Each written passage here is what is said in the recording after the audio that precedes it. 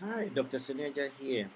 Kindly allow me to present a case of retinal detachment from a 35-year-old gentleman from Benin. So he lost vision in both eyes to sickle cell proliferative retinopathy. So I decided to do surgery on the better eye, which was counting fingers at 1 meter, and the other eye just hand movement. As young as he is, I decided to leave his lens intact. Fortunately, the fibrovascular membrane were dry, although he denied having any anti-VEGF injection. For the same reason, I decided not to give him either.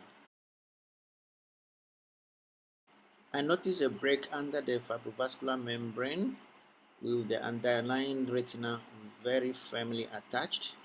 Dissecting was going to be completely impossible. I had no choice just to do retinectomy. Another concern was the macular fold. This is the usual site for proliferation in sickle cell retinopathy. I managed to separate the thick hyaloid from the retina and finally trim it where it was no more possible to do further separation.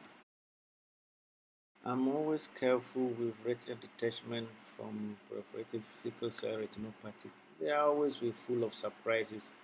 I had very terrible experiences in the past, so I am very careful no matter how simple they look.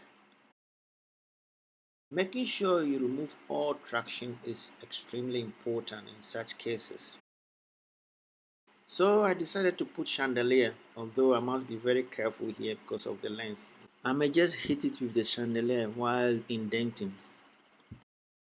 A good assistants always keep reminding me to be careful.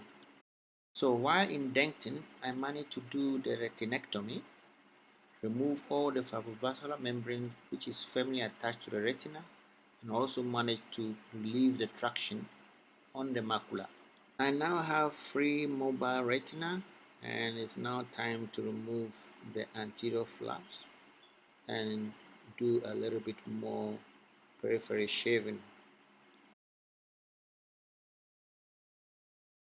Yes, to mention one thing here, I use Alcon Constellation with 3D setting.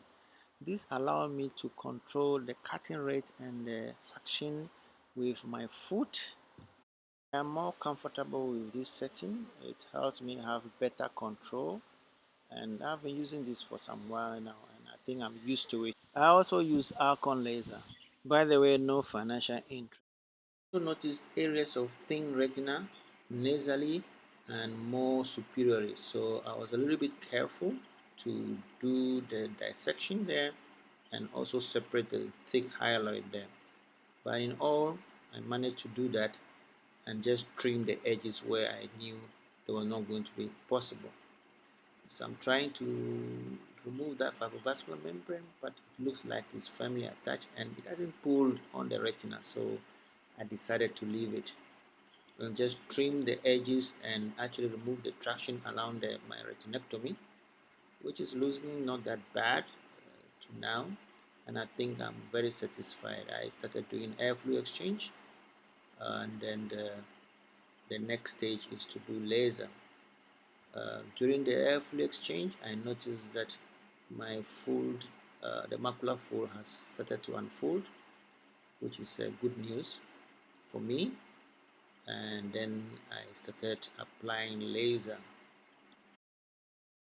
I applied 360 degrees laser with more concentration around the watershed areas, the temporal and the nasal side. I'm also very happy the macular fold is completely resolved and no subretinal fluid. After finding out that he is not flying, I decided to put C3F8 as tamponade. Third post-op day, he was counting fingers at 3 meters. With such good macula, actually I'm expecting him to do better when the gas completely absorbed, provided the retina remains attached, hopefully.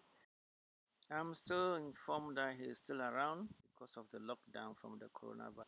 It is almost a month now and he is still doing just fine. Thank you very much.